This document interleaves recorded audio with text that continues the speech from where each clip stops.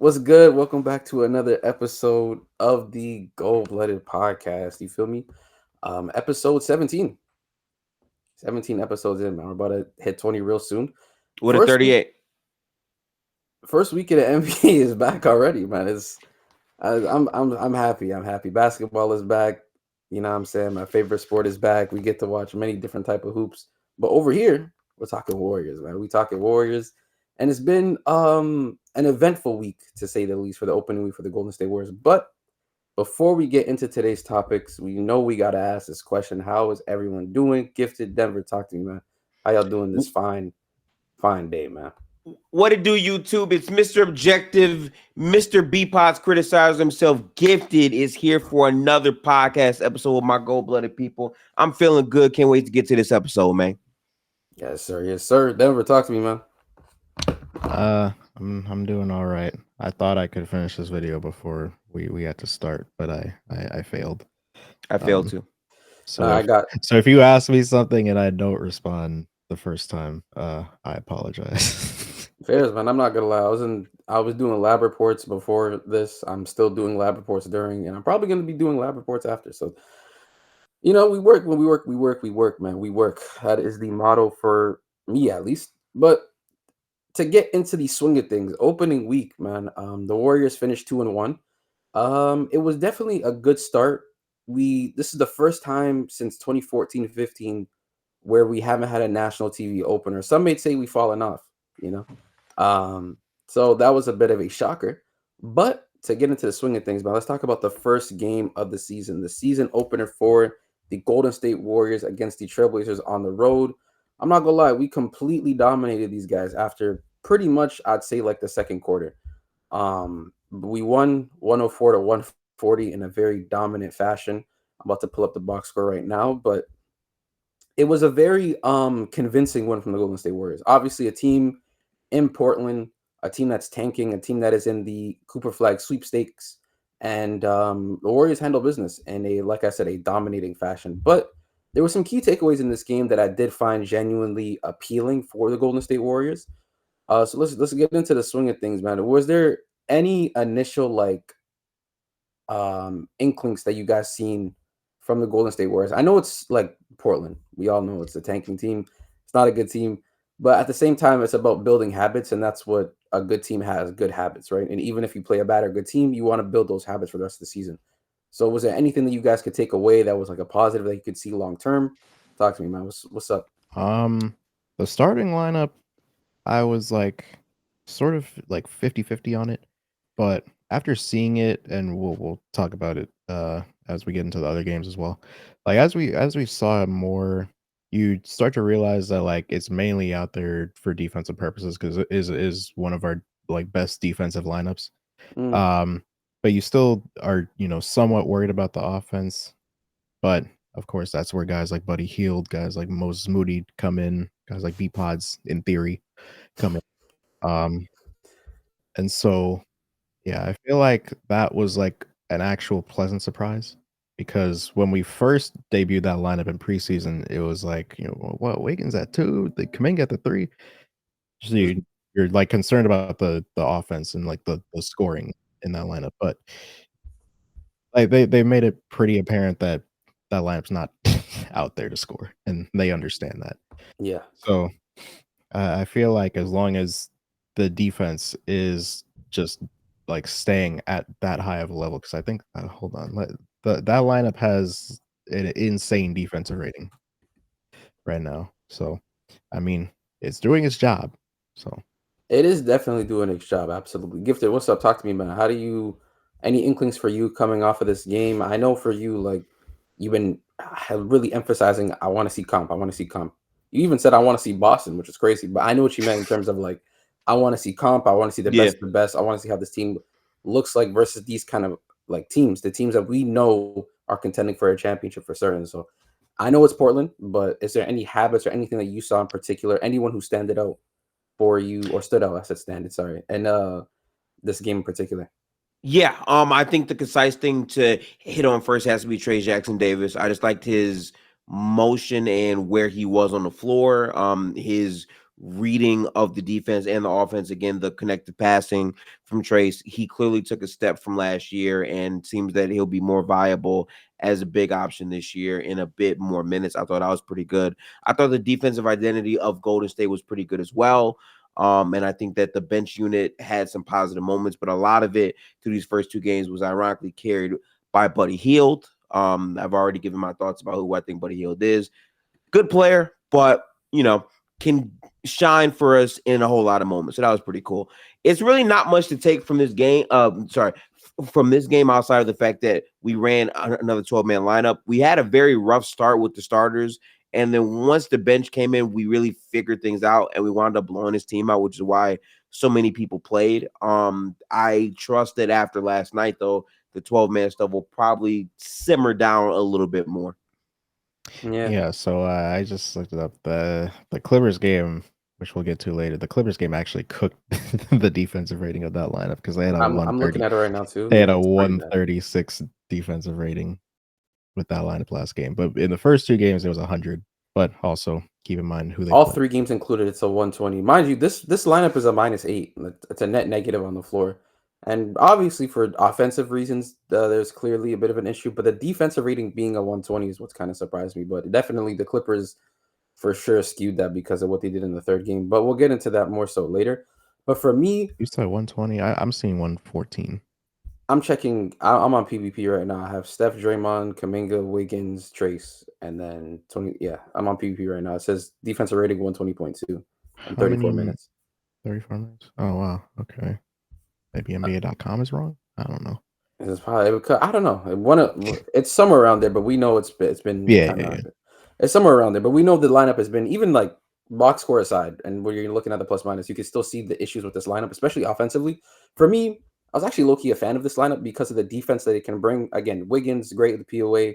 Kuminga's trying to improve. I think he has potential there. Draymond, respectable, not even respectable, are literally defensive anchor.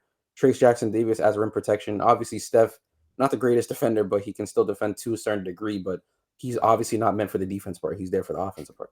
But defensively, I really do like what this lineup can provide.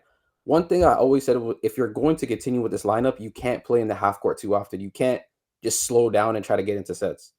When you get the rebound, when Kuminga, Wiggins, Draymond, TJD, even Steph sometimes are crashing the glass, you have to collect the ball and push. Because this team in the half court is going to struggle immensely, right? You have to just fill the lanes in, play quickly. And I felt like to start this game in particular, we didn't do that. And we actually got off to a really slow start. Like we couldn't score for the first 4 to 5 minutes because it was just like really poor. Then we made a few substitutions. We got into the thick of things. And then we started playing free-flowing basketball. And it really just took off from like halfway through the second quarter onwards for the rest of the game. But yeah, TJD has been great. I'm glad he's actually finally starting and seeing some minutes because we all know how capable he is of a basketball player. 14 points in this game. Defensively was sound, was guarding DeAndre Ayton the whole night. Lob threat, roll man, being able to pass the ball as well. Just an all-around great player. Wiggins had 20 points. He poured in 8 of 15 shooting, 4 of 7 from the field. Great defense as well. He's been looking great, honestly, and we'll talk about him more later. Steph in this game had a triple-double. Was slow to score in the first half, but in the third quarter kind of picked up things. His passing this game to me was very impressive. And yeah, Buddy Hield off the bench as well. 22 points in about 15 minutes, which is crazy. 5 of 7 shooting, 8 of 12 from the field, 5 rebounds as well. He's been hooping for us in general, particularly this game as well. Yeah, it was a great outing from the Golden State Warriors in their season opener. Any negatives to take away from this so far, like from that game one that you guys seen? I know for me, I know what my immediate negative was. The guy at the bottom. This brother right here. Yeah. 25 minutes, 0 for 5, 0 for 4. Was a plus 35. Mind you, it was a blowout. But legitimately, Chad, I'm not going to lie. And I low-key want to just go into this conversation more later on. But we need to really have a sit-down conversation with Brandon Pajemski. For me, I've always been a fan of B-Pods. I really liked his rookie campaign. I thought he was a top 5 rookie in the season last year. I've really seen the potential, and there still is potential. I'm not saying he's written, it's finished. But my biggest concern with this team is their understanding of growing individual players to develop them into what they can be, while also trying to compete for titles. Like those two things for the last few seasons just don't go together.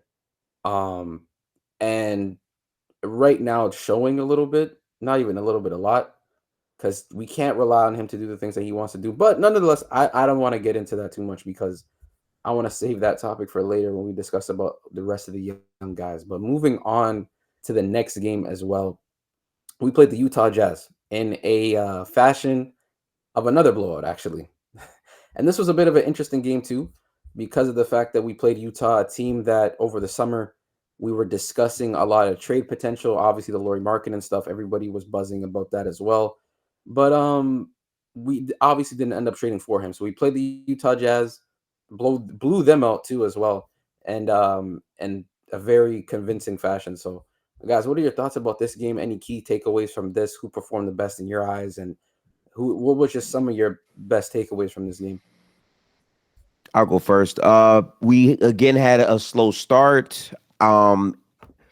This is just like that lineup is interesting because they want it to work so badly, but the starts just have not been great. And the funny part that I remember specifically about this game is Buddy Hield bailed us out because again, once he checked in, he was hitting all these shots, and then things quickly got out of hand.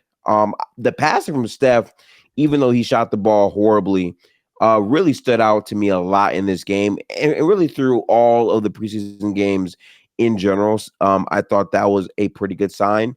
Again, the 12-man lineup is the thing that we see again, which I think is going to have to be limited to some point, but it's kind of hard to gauge because, again, I think this played just like the Portland game where we don't start off well, bench comes in, we really go up a lot, and then we really take away from the team in the third quarter where we scored 38 points and they only scored 28. Denver, man, talk to me. What was some of your biggest takeaways from this game, man? Um, I feel like it shows that like with this combined with the Blazers game, it shows me that we will probably actually be able to consistently take care of just not good teams this season, which is something that we like had trouble with at times last year. Um, and so I feel like that is definitely like a positive because we need all the wins that we can get, and so we need to be winning the games that we absolutely like should be winning. Um, Mm-hmm.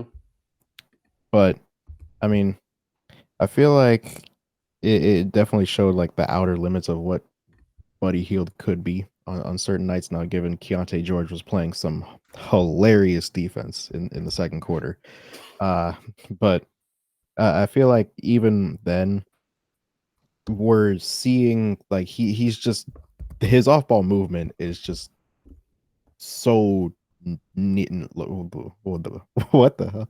So like necessary for this team. I wanted to say Elite. Yeah. I wanted to say needed and necessary at the same time. But it's so Necessary. yeah, it's so like necessary for what this team is trying to do. And so I feel like that is definitely one of the positive takeaways from this team or from this game in particular. But yeah.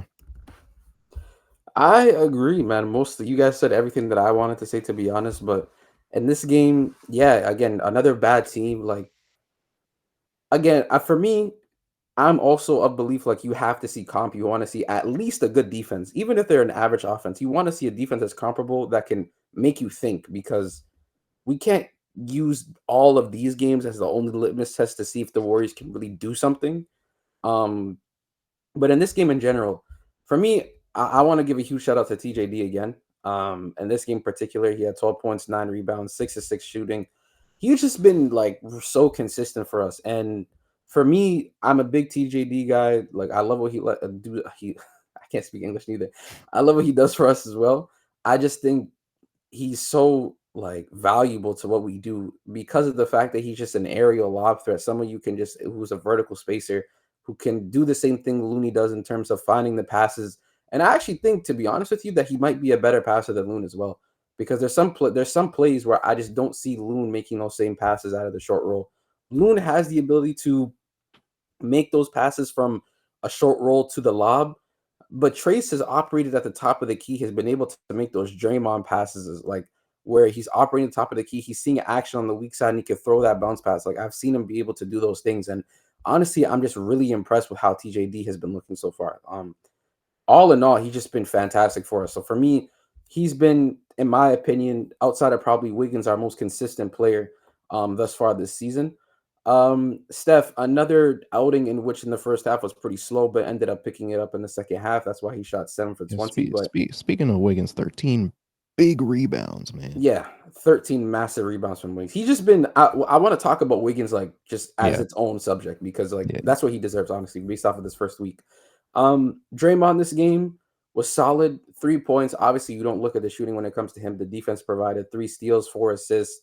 Wasn't really crashing the glass, but defensively was in the game and helped us blow out the Utah Jazz.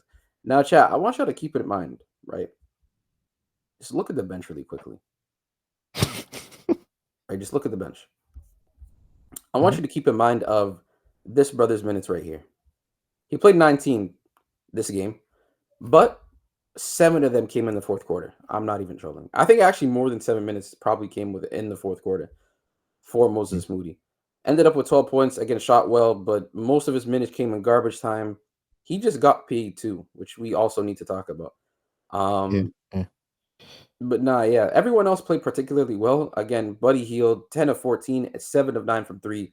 He did this it was insanely quick how he just got off all those threes. It was like, I'm not going to lie, it was crazy because he's such a, like, I knew he was an elite shooter, but the movement off the ball, just how fast it was, like, it just really, like. This is literally like, I don't think that there's like a better fit for him in the NBA. There isn't. There really isn't. He was in Indiana and he looked good, but I still think he's a better fit over here too, which is the crazy part. Like, I just think he reminds me so much of like old Clay because Clay's obviously movement can't be the same.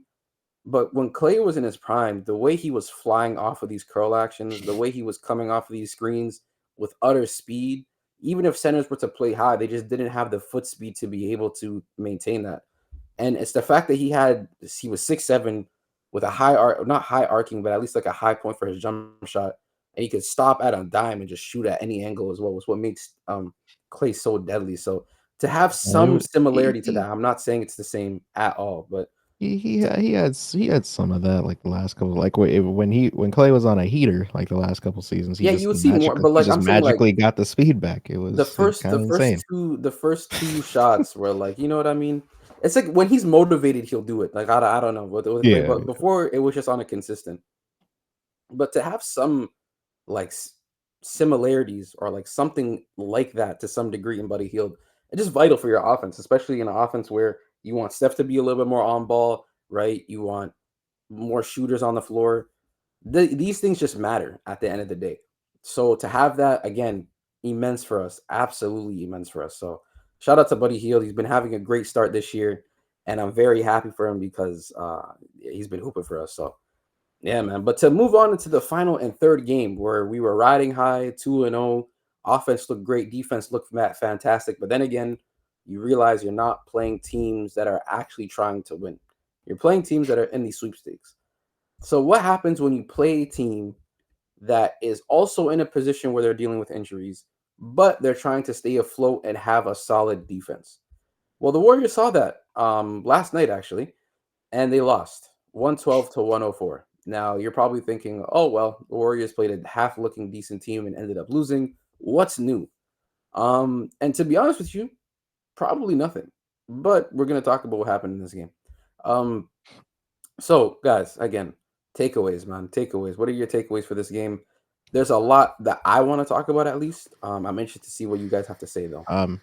Well, just for starters, the defense, I don't think was really an issue in this game.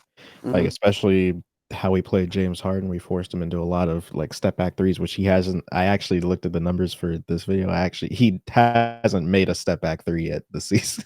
He's 0 for 13. So like you did a good job of like forcing him into tougher shots like that. Forcing him into 5 turnovers. He has also averaging a bunch of turnovers, almost 7 turnovers in the first 3 games.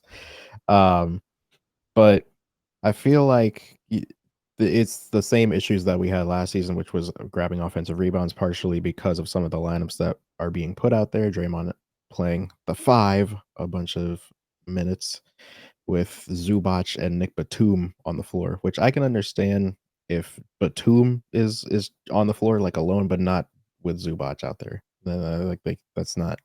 You need boards. It was way too easy for them on like so many occasions to just be able to tap the ball out, or just put or grab a offensive rebound and put the ball back up. 18 rebounds for Zubac, six of them being offensive. It's just the next time you play them, that can't happen. Is it actually? I'm bring this up after, but Gifted, man, talk to me. You've been what's up, man? Yeah, man. I gotta say, this game was the diamond tester game. I'm gonna just keep it so real with you. We played 2 teams that are not great teams. We dominated them in the second halves. This was the one team where I said, okay, on paper, you might not view the Clippers as a real team, but James Harden floor raises every team that he's on for the most part. And their defense, so far at least, has been pretty good, right? Even in their first game where they played the Suns, the way that they were holding them down when it mattered, like they showed you a lot of growth in terms of their defense and like the size and the wings. Yeah, this was the game where it's like you're not like they're not going to be like top of the league, but it's a good team to like see where you are. Yeah, exactly. I 100% agree. Especially when like you're faced with a top playmaker with the big that can actually be damaging in a 2-man game with shooters. Because our 3-point defense specifically is a thing that we know at times can really not be good. Yeah, our off-ball defense sometimes can just get really bad. We can like lose guys, and in a particular moment during this game, not even a moment, basically the second half for Norman Powell, he had like 18 points in the second half, and there was plays where we just kept losing him off ball, and you'd play good defense for legit like 18 seconds of good defense, nothing would happen. One screen is all it takes, and the defense would just collapse. And those are like the back-breaking plays of when you play really good defense, they make a shot at the end of the shot clock, or you play really good defense and they just get an offensive rebound because you have Draymond at the 5. And honestly, for me, I'm glad you guys didn't really like get into this because I really want to talk about it. I really want to speak about Draymond today. I'm not gonna lie, because this has been an ongoing issue for me. I don't know if you guys noticed it.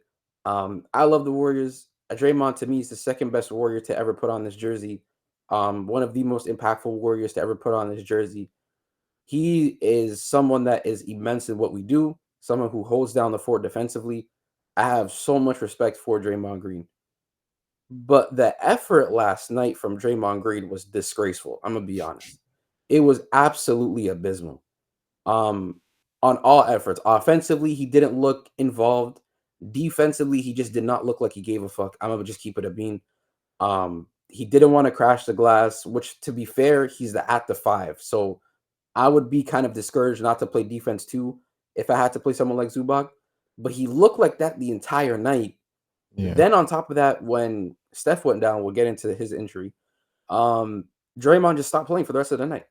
Legitimately just stopped playing for the rest of the night, chat. And you may be thinking, no, maybe you're just like, tweaking out a little bit. I don't maybe you're just tripping out a little bit. Draymond Green only played 27 minutes, and basically the whole fourth quarter he wasn't there. And I was waiting. I was legit waiting, chat. I was like, maybe there's a situation where he's hurt because he had ice on his knees. But Steve Kerr was asked, why didn't Draymond play like in the fourth quarter? Steve Kerr says we just went with the lineup that we thought was the best. What lineup, in your right mind, no offense, Steve Kerr, could you possibly think is the best lineup without your best defender and your second best initiator? Arguably your best, if you want to say. What lineup could possibly be better? You had Wiggins riding high. You needed defense. You needed someone to anchor alongside Kevon Looney. You could have helped with the Draymond Green there. It just doesn't even possibly make sense. So again, for me, ridiculous what Draymond Green did yesterday. Absolutely ridiculous. Yeah, absolutely ridiculous. Yeah, it was kind of crazy. Like I said in this video in the stream last night, where I was like, it's not like very often where I can watch Draymond play a full game and I actually don't remember any specific thing that he actually did. Like there was nothing noteworthy that I can actually remember from that game. Like that does not happen that often. Yeah, it legit doesn't. Last night, I couldn't tell you what he did. Legitimately, like he was getting a lot of fouls. To be fair to him, again, it was like a bit of an issue in terms of you're fouling a lot. You're not really playing like good defense. But still, you played 27 minutes and you're pretty much, to me, even though you were a +2, you were a net negative, like on the floor. Like you, and it was all an effort thing. Like he just didn't look mentally involved. And it was today in particular, or yesterday, sorry, in particular, where he just didn't look involved. The Utah and Portland game, you looked locked in. Like you were, even though it was like a shitty team, you were locked in because you wanted to make sure that your teammates understood what they needed to do. Because these are new teammates. You did do camp with them. You did rave about how much chemistry and how everyone is locked in. And it The showed on the vibes, court when, sorry, what'd you say? the vibes. Yeah, the vibes are at its high and everything like that. So it's like cool. Like I see it when you're playing these bummy teams.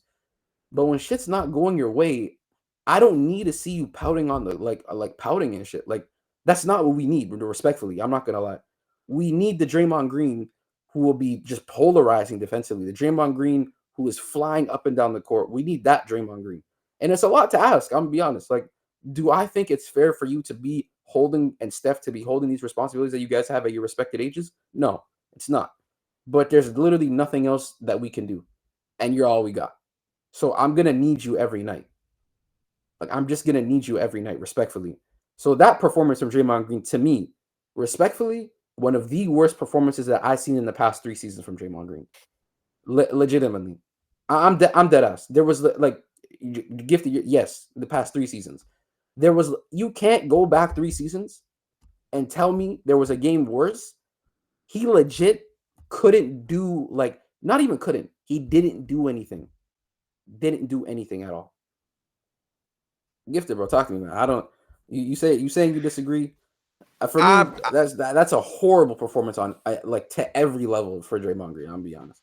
I'm not gonna waste time on the disagreement. I think Draymond was abysmal in spots for sure. I agree with that. I'm wondering how his mode is gonna look now with Steph being injured, which is the other big takeaway from this game. Like Yeah, Steph got hurt down the stretch and Yeah, that I don't want impacted a to. lot.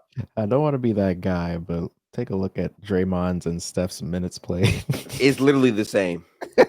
Quite You literally the telling me same. once he went down, he said, "I'm done too." That's literally what he said, bro. Man, He said, "What he's down, I'm out too. Like I'm done. He ain't playing, I ain't playing." And that's something that he's been doing for a minute. But we can move on from this. I low-key wanted to actually we'll talk about Steph's injury. yeah. Yeah, Steph rolled his ankle twice this game. The first time he rolled his ankle, it was like a slight tweak, but it looked bad, but it didn't look like horrible. Like his ankle didn't touch the floor. Like it wasn't that bad. He went onto the bench. He was grimacing a little bit. They gave him a little like those bands to kind of stretch out his ankle. Yeah. And he came back to the court. He still had a little bit of a limp, but he looked like ready to go, like relative, like he looked okay. It reminded me of when, like, remember when OKC were like, it wasn't as Yeah, egregious, but like he walked off the floor, he came back, he still looked okay. But yeah, he came back and then literally, Chad, off the ball, no contact, just running. I think he was about to set a screen, just tweaks it again. yeah. And that just Literally, the first play he subbed in, he like it tweaked was it it, again the exact same way. and to me that was just heartbreaking because we were down in the hole in the third quarter and like we were rallying a little bit as well. But yeah, Steph, he left the game with a left ankle sprain. Steve Kerr mentioned earlier that night that Steph said it was moderate, but we all know Steph is a bit in I don't want to say inhumane, but he really wants to get back out there and play. So he'll call anything light so he can get back out there. You know what I mean? So, but we do have to take precaution because he's our best player and he's 36. Um, so with that being said, guys, we just got to ask the question. I'm gonna keep it like just a beam. What do we look like without him, bro? We have a stretch coming up that's gonna be pretty tough. We'll get into the game specifically, but what are we looking like without our guy 30, I, man? I will say it does kind of concern me given how the non-Steph minutes have already looked like in preseason and also in just the first couple games so far. Like it's not been really rough, and the lack of like a secondary like dedicated creator is really showing, especially in the what's it called? Especially in the Clippers game, where whenever he was off the floor, offense was just so hard to come by, especially like for Buddy Hield when they have guys that are able to chase him off of these screens and things like that. He's not really able to break free and get clean looks off. Jonathan Kuminga isn't really there as like a creator yet. B Pods is not there as a creator, so, like in terms of like You could just creating say he ain't there. I ain't gonna lie. He ain't there is enough. in terms of like in terms of like creating his own shot. And so I feel like at the very least it's gonna force probably B Pods and Kaminga to like find their offense in the next couple games or however long that he's going to be out for. He's going to be out for at least the next couple games. He's going to be reevaluated on Friday, so we'll see what happens there. But I think it is like really going to force those dudes to figure it out, which could be a positive. So, but we'll see. We'll see, man. Gifted, talk to me, man. Yeah, I said the same thing last night, man. This might be a situation where you could say it's a blessing in disguise. I hate those flips because obviously I we don't didn't want. want to use that word, but Yeah, it basically is. we don't want our best player going down, but I do think with him gone, it's going to elevate the roles and responsibilities of Kuminga and Paz. And it's funny because we came into the season saying our floor in terms of what we can be is going to be predicated on the young players being productive in those spots. And specifically, those two players were the main focus for us. We didn't expect Moses to get extended and maybe have a high role because we don't trust Steve Kerr or this franchise to actually play him minutes. So far, they have. So seeing how that overall develops is key. But I think to answer your question, how we look without Steph, well, in preseason, it looked good, but that was because of the 3-point shooting and this and that. Now that we're in real games, going up against real talent, we haven't had a great night from three yet, and I think that will come soon. And that will shift how good this team can look for sure.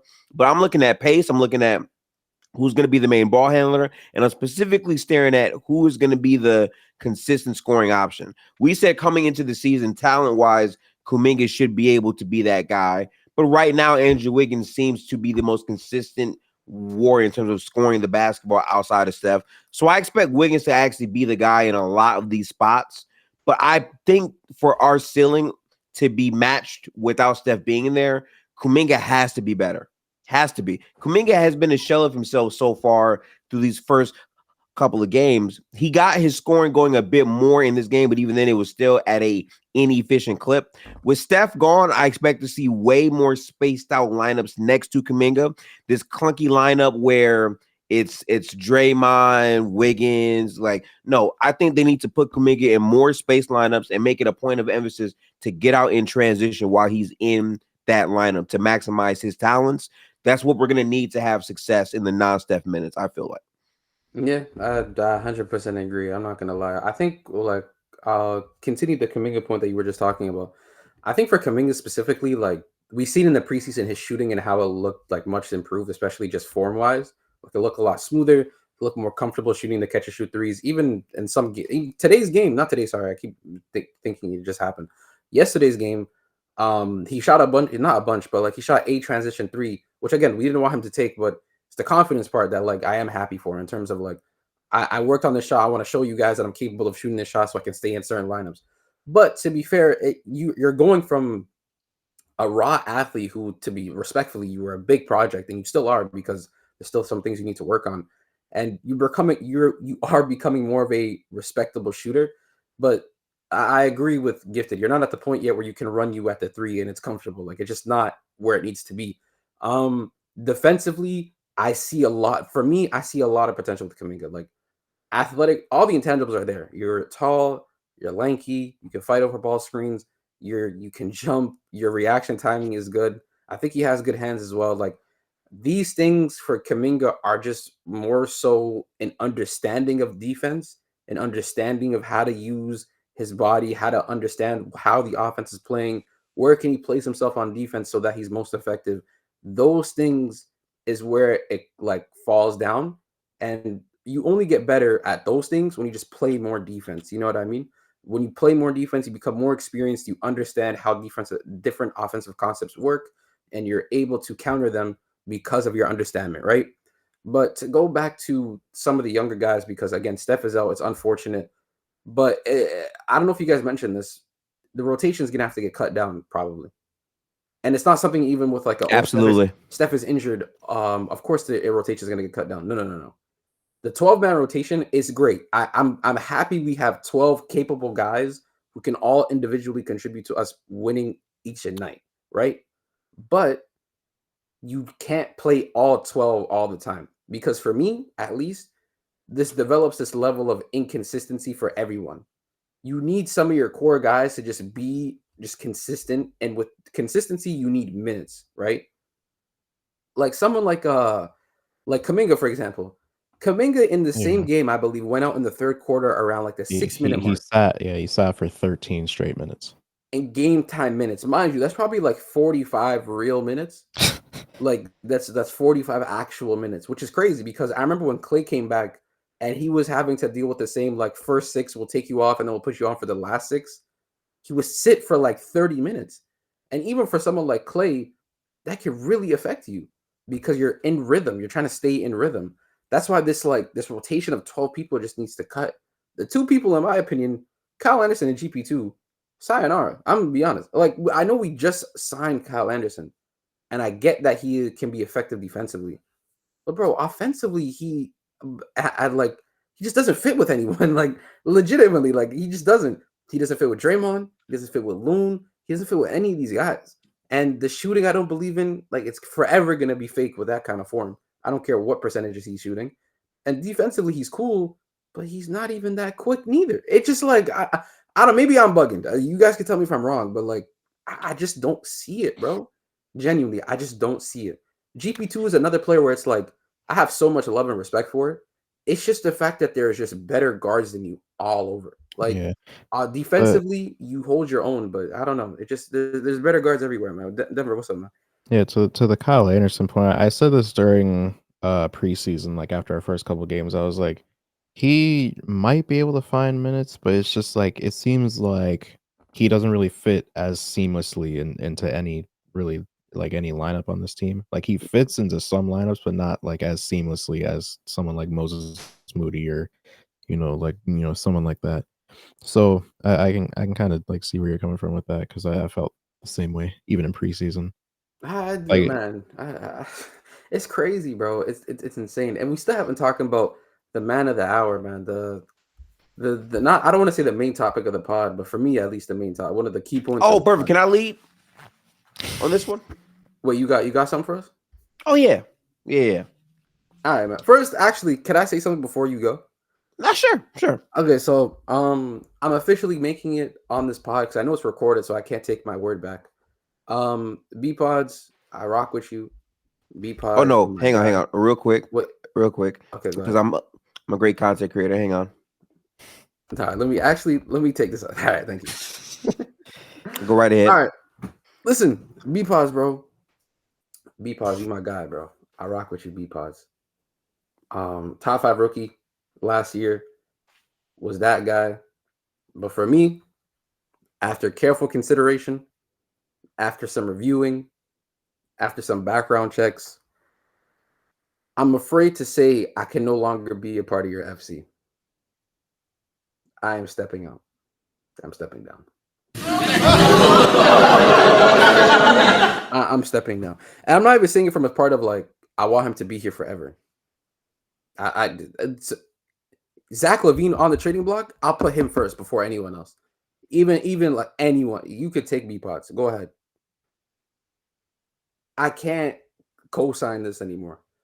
What I seen in the first year with the shooting that you potentially showed us, it was impressive. It was impressive. Then came the summer, and you mentioned the things that you needed to work on. You mentioned things like, oh, I'm working on pull-up shooting. Oh, I'm going to work on step backs. Oh, I need to increase my scoring aggressiveness. And the fact that you were saying key words that I was literally saying word for word last year meant to me that you're actually serious. And good cap. In the summer league, we could all agree he was hooping. In the summer league, he was showing the things that he was working on. For sure. Absolutely. But as soon as the actual season started, everything just get tossed out the window. I'm seeing him pass the ball to GP2 to score. Gary Payton II, the same player I'm begging to get off of these minutes, so Moses Moody could actually play. Like, I don't think y'all really understand.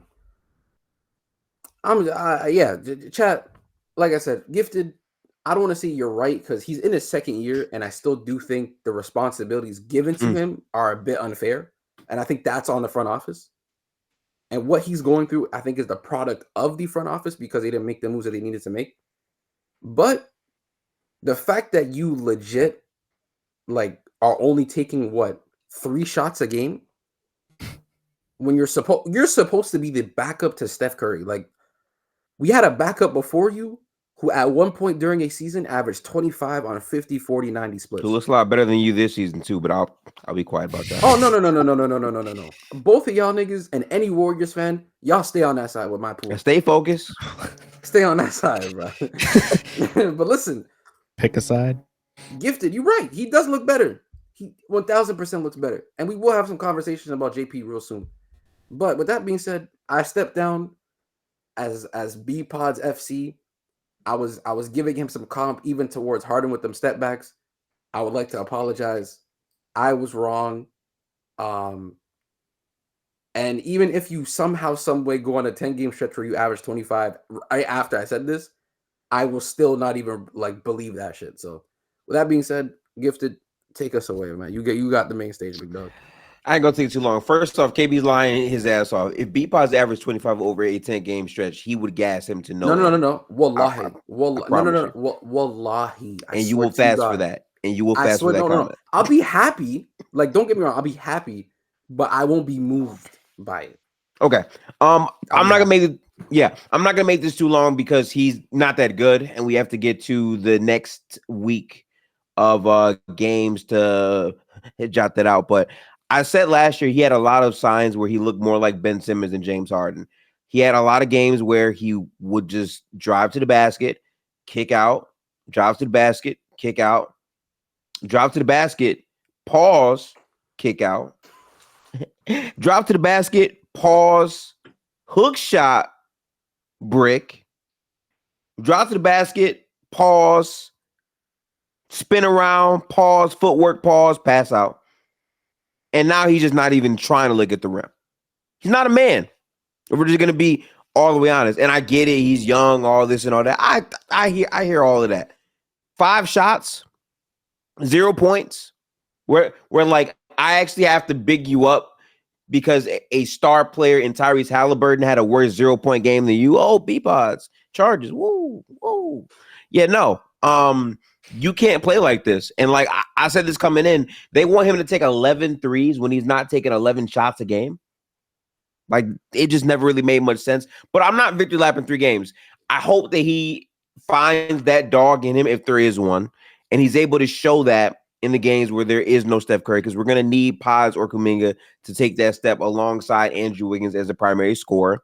So we're going to have time to see what that looks like. But we got a pretty important stretch coming up. And as we know, in the non-Steph Curry minutes, we haven't looked great. So we do have to try to project that next. I'm curious about what you guys think our next record is going to be for this week.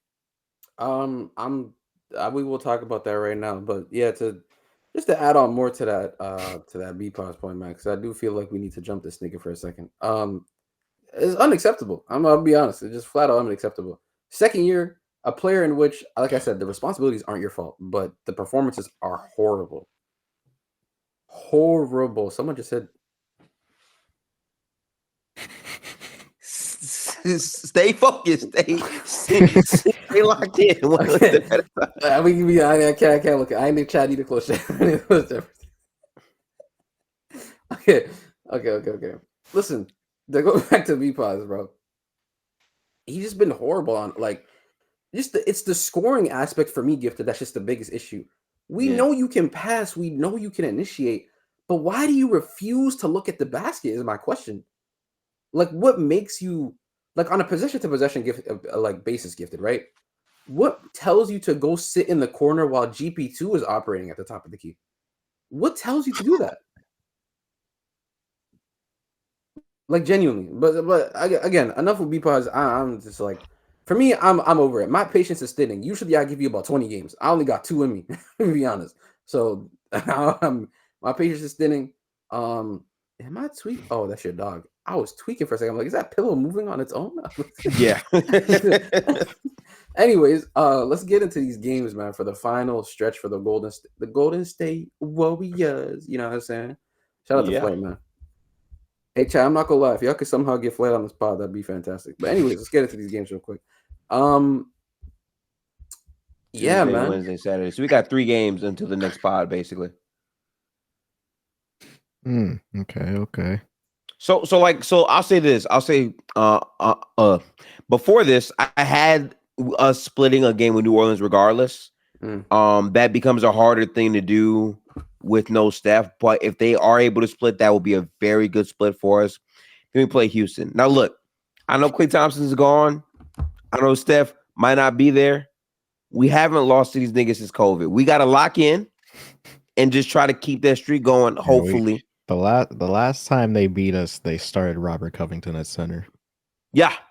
That was the last time they beat us in a game. So I'm hoping that streak doesn't break. And then we have the Jordan Poole revenge game right after that. Man, but that's not this stretch. week. This is a serious road stretch right here. It is. Yeah, was that? Oh, no, it's 5. Okay. I thought it was 6 road games in a row. 1, 2, 3, 4. Yeah, it's 5. But the thing is, these back the 3 teams that are. the Boston, Cleveland, OKC. Boston, Cleveland, OKC, Dallas, Cleveland's Memphis. A good regular season team, so it's going to be a test for sure. Yeah, Boston, really the entire stretch after like these 2 New Orleans games, or after we need Steph back by the 6th. I like feel like the next like month and a half after that Wizards game is just it's not good.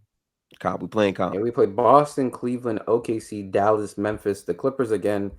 Atlanta should be a win. New Orleans, San Antonio, Brooklyn, then OKC, Phoenix, Denver, Houston, Minnesota, and Indiana. A lot of comp. That's a lot of comp, man. That's a lot of comp. We just gonna ignore that comp. We just gonna focus on these 3 I'm not games. even gonna lie to you, Chad. I'm not gonna sit here and say we cook, bro. I still have like 2% belief in my team, man. You know what I'm saying? The bias will never leave me. I have to show some level of ignorancy when it comes to my team because it's just delusional. You know what I'm saying? Oh, wow. I guess I'm a delusional fan, you know.